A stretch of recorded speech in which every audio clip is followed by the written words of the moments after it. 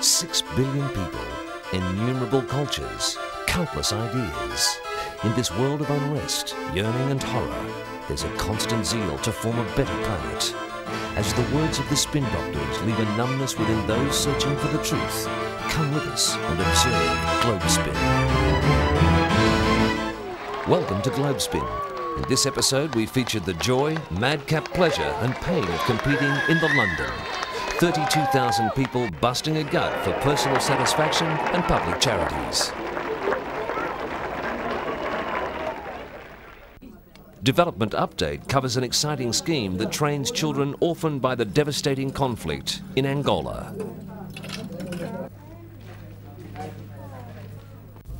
One of the great horrors of this modern world is the proliferation of landmines. We look at two different approaches in their elimination. In Country Profile, Tajik women struggle to retain their rights and the fragile peace in war-torn Tajikistan. Hopeful transitions when institutionalised Romanian children push for reform with their country's president.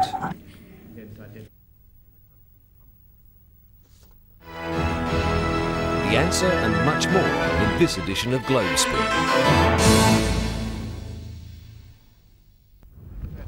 With 3 days to go before London Marathon Day, Greenwich Park in southeast London is almost deserted. But soon thousands of runners will be squeezing along this famous avenue at the start of the 26.2-mile journey to Westminster. The marathon will snake its way from Greenwich to Tower Bridge, double back for a long loop through Docklands and past some of the historical landmarks of the capital before finishing in the Mall, central London. The London Marathon draws a quality field. These two top athletes from Kenya are expected to be frontrunners. Both the men's and women's races look set to be amazing this year, with 32,000 competitors from the elite to the also finished. Both the men's and women's world record holders are in the field this year, and no less than 11 of the women have personal bests under 2 hours 30. A world record performance is on the cards if the conditions are right. This will be no grudge match though. Tegla LaRoupe and her compatriot and reigning London champion Joyce Chemchumba are training partners and flatmates as well as rivals.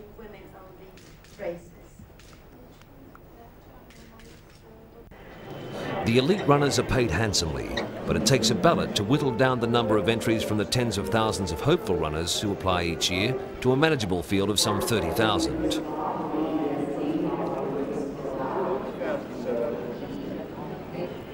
After registering for the race and getting that treasured number, the participants have the chance to look over the latest in running gear and go-fast technology on offer at the marathon exhibition.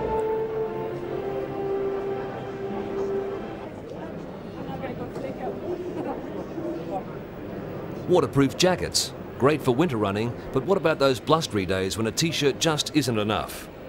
Answer? Zip into a windproof vest.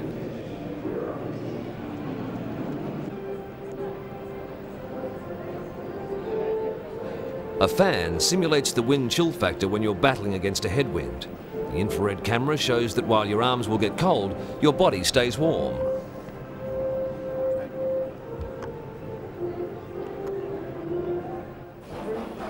And after the run, what about this? Aqua massage is a cross between a massage and a warm bath. Jets of temperature-controlled water can get right to those sore back and leg muscles in no time. No wonder it's catching on in gyms and health centres. And if you've got worries about your running style, you can get expert analysis on exactly what you're doing wrong and which shoes should suit you best. Unfortunately, some runners leave it till the last minute to get those niggling injuries sorted out. Carried on running. I did some long distance, about 2 hours last week. Here's a man who's got more on his mind than running style. Captain Bino is helping to raise money for a children's charity by volunteering to have baked beans poured over him.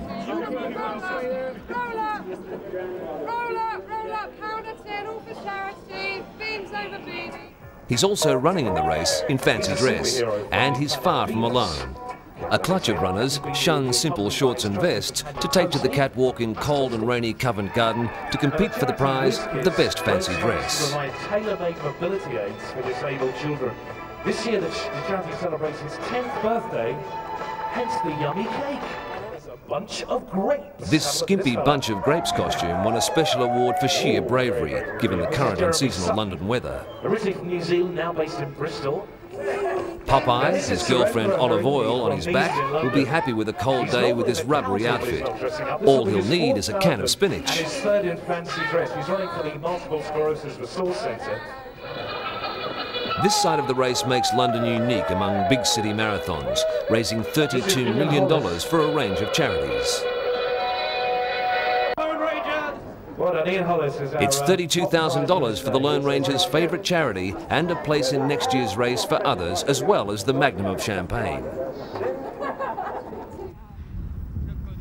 Of course, behind the fun and games, there's been months of work, limbering up for the big day and building up the mileage. This mixed group of seasoned and debutante marathoners are running for MENCAP, the British charity supporting people with learning difficulties and their families.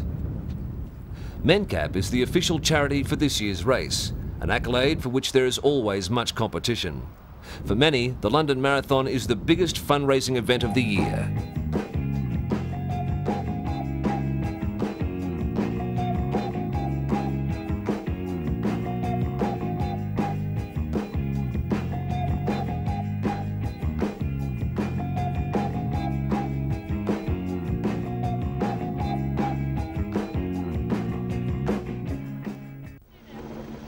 The start of the London, an unforgettable moment as the 30,000 cheering and whooping runners start their long journey.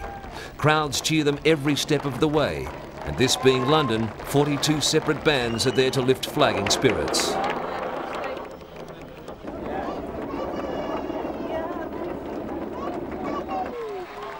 "26 miles later, and for many, the pace has slowed, but the cheers of the crowds propelled tired and aching feet to the finish line. And by tomorrow, there'll be blistered feet and aching joints all over London. But few will let the pain overshadow the joy of their achievement in completing the London.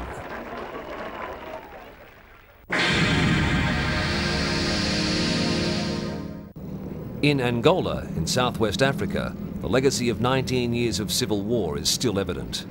The country's infrastructure is badly damaged and human suffering is far-reaching, especially among children. Many lost their parents to the war, while the lucky ones found homes with their relatives. Others, forced to live on the streets, are often preyed upon by criminals. These children are fortunate. They have found haven in a children's town in Kaxito, a provincial capital. The town was established in 1986 by a Danish non-government organisation with support from the World Food Programme.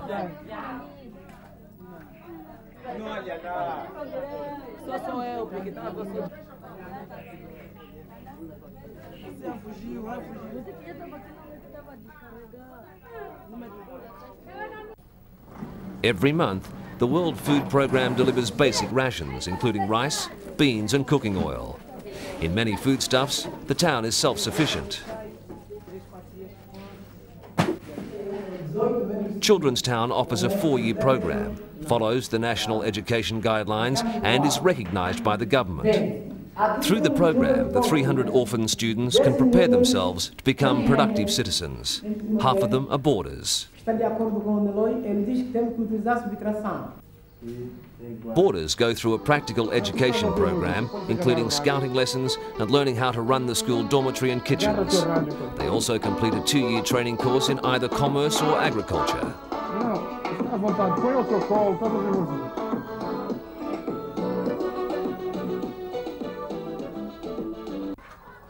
The students are trained in animal husbandry. Raising chickens and pigs is excellent training for the future and guarantees them a good meal as well as some cash income for the school.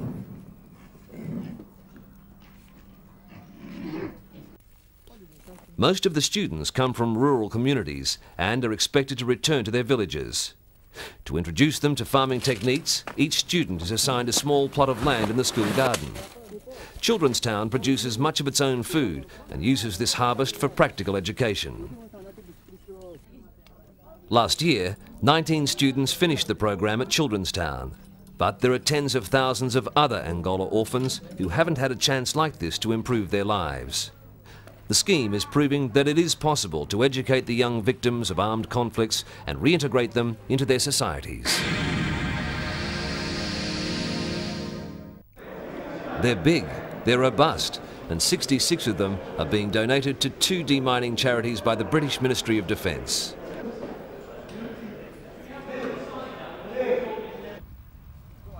The Defence Minister arrives by helicopter to sign over the demining equipment, which, while perfect for its new use, is considered surplus to Army supplies. It's only 5 to 6 The 2 charities, the Halo Trust and the Mines Advisory Group, put the vehicles to good use clearing mines in Cambodia, Vietnam, Angola and Kosovo.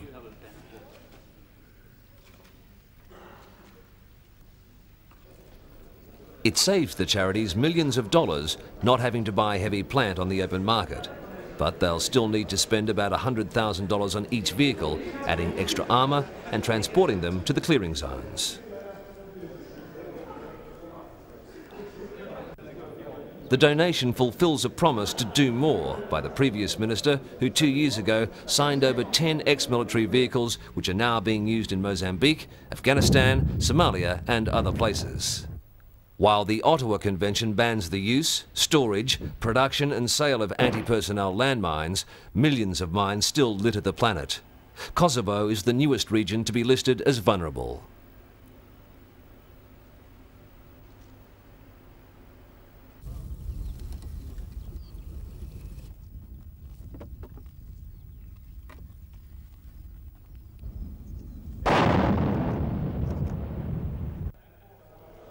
Along with most countries, Britain wants to see an end to mining and is doing everything possible to assist in demining programs all over the world.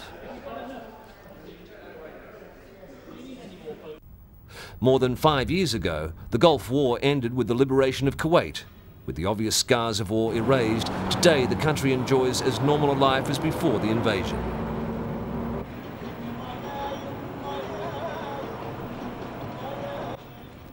Some parts of the battle zone, including the 210-kilometre long and 15-kilometre wide demilitarised zone, the DMZ, established along the Iraq-Kuwait border by the United Nations Security Council, is still littered with unexploded war ordnance and mines. Clearing this deadly menace has been a top priority for UNICOM, the United Nations Iraq-Kuwait Observations Mission. Established in 1991, it monitors the DMZ and the Khawar Abdullah waterway between Iraq and Kuwait.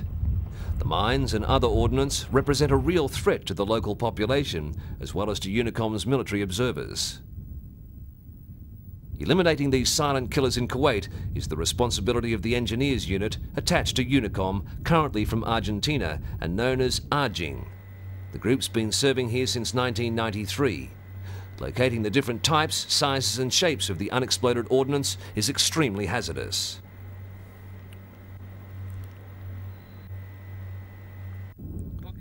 When Arjing receives a report that ordnance has been sighted, it immediately dispatches a group of engineers to the location. They cordon off the area and hunt for the hidden killers.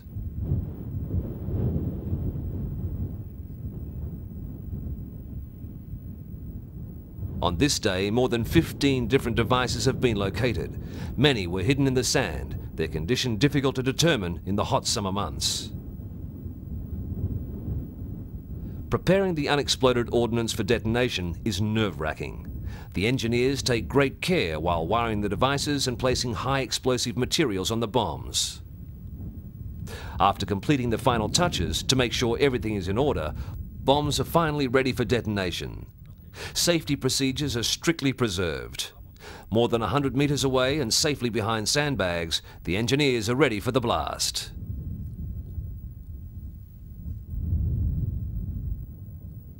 Since the establishment of the UN force here in 1991, engineers have succeeded in clearing large sections of its area of operations of these deadly killers without suffering any casualties. But the area is not yet completely safe.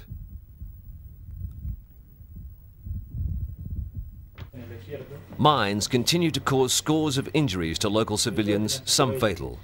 UNICOM's work in Kuwait is in line with the Ottawa Convention and all international efforts to rid humanity of landmines no matter where they are.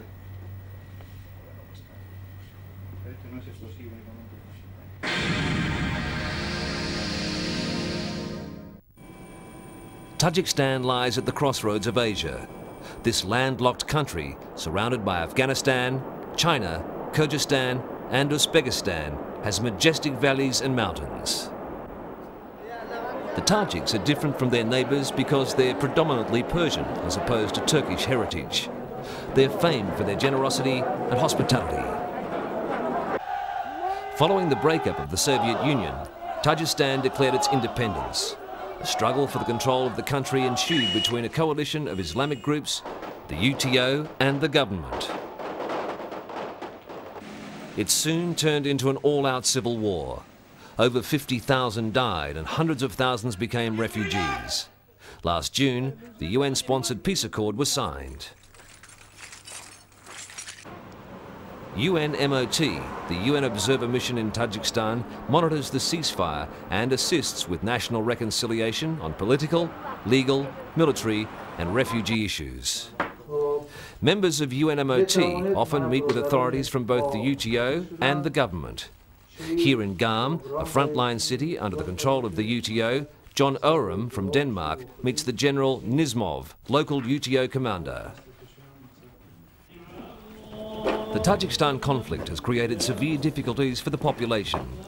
Although things appear calm on the surface, hunger, disease and unemployment are widespread. Crime is rampant, perpetuated by groups from drug smugglers to local warlords. Even for the United Nations, the safety of its personnel is a major preoccupation. Security in Tajikistan is precarious. Captain Gustavo Fegredo from Uruguay is serving with the UN military observers in Tajikistan. The General Peace Agreement of 1997 led to the adoption of an amnesty law and to the full exchange of war prisoners and detainees.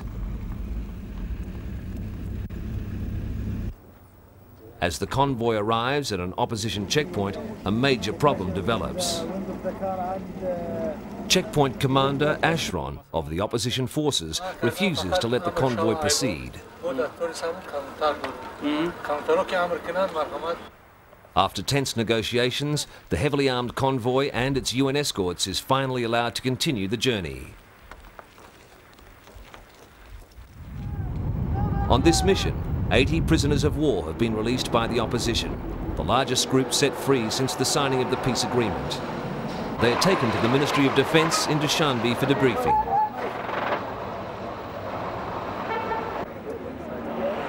Even for these hardened CIS peacekeepers, it's a relief to get back to safe territory. The next day, as a return gesture, the government releases 78 opposition prisoners. Many had been detained for the past 4 years.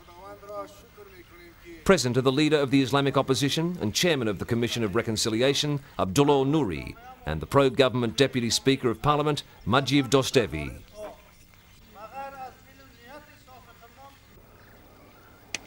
The release of prisoners is hailed by all parties as a major step towards establishing peace in the still shaky republic and a significant achievement for the UN mission.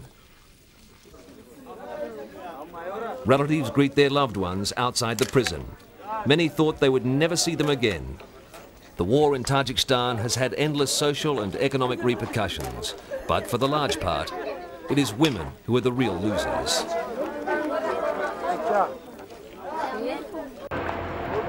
For decades, the Soviet system emphasized the equality of men and women, which resulted in reasonably high levels of female participation in education, professions, and political life.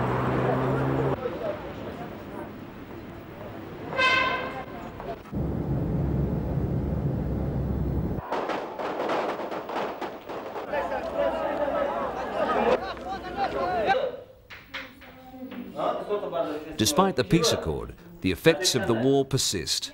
This school, like many others, was destroyed. Thanks to the UN Development Programme and UNICEF, local children are able to attend classes again. But the human costs are still high, with many students losing relatives in the fighting. The rapid decline in the standard of living has brought poverty to the majority of the population. It directly affects the most vulnerable groups such as widows, the disabled, refugees, the elderly and orphans. In a hospital, Mubarak Sharapova, head of a volunteer organisation, talks to a woman suffering from depression who has attempted suicide by setting herself on fire, a traditionally preferred method among Tajik women. At the central market in Dushanbe, Tajikistan's capital, Mubarak meets with women vendors. Before the war, this woman was an actress. This one was a history teacher. Now they sell food in order to feed their families. Banks do not provide credit for poor women, so the UN is helping them establish themselves in business by providing microloans. The dignity of women is high on the agenda as the world celebrates 50 years of the adoption of the Universal Declaration of Human Rights. In this fragile peace, Tajik women are fighting hard for their lost status and rights, as well as the reunification of their divided country.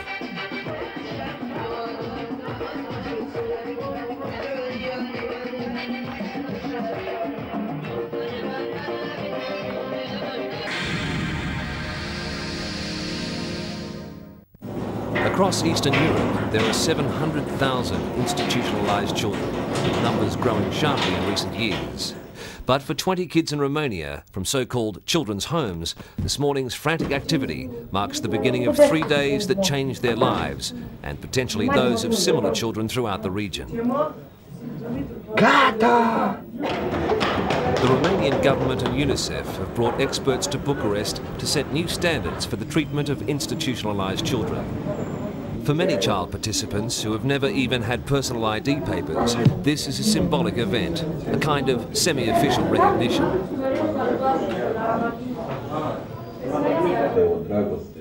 The conference opens on an emotional note, stating directly that children's concerns, the neglect, hatred and maltreatment in Romania's institutions.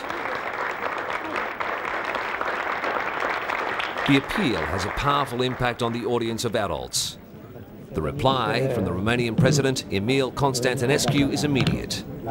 He invites the children to visit him at the presidential palace. And in a further response to the many issues raised in the video, he announces the creation of a special commissioner's post to improve conditions in institutions. Candidates for the job will have to have one crucial initial qualification. They must be people who themselves came from a children's home.